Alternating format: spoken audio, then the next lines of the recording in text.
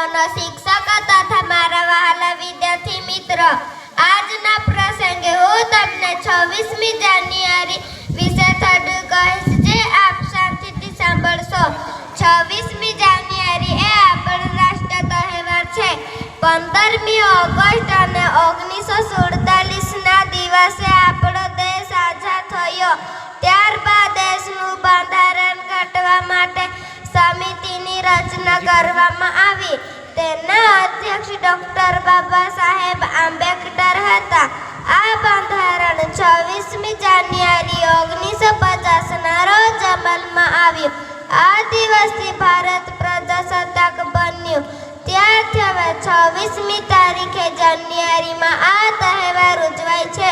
26મી જાન્યુઆરીના દિવસે શાળામાં, સરકારી કચેરીઓમાં ધ્વજવંદન કરવામાં આવે છે.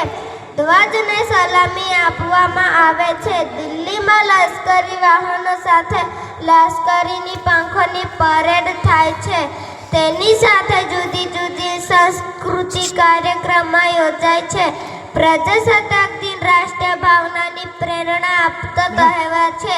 અંતમાં હું એટલું જ કહીશ, ના કેસરી મારો છે, ના તો લીલો મારો છે. અરે મારો ધર્મ હિન્દુસ્તાની છે, આખે આખો તિરંગો મારો છે. અસ્તુ જય હિન્દ, જય ભારત. ખૂબ જ સરસ.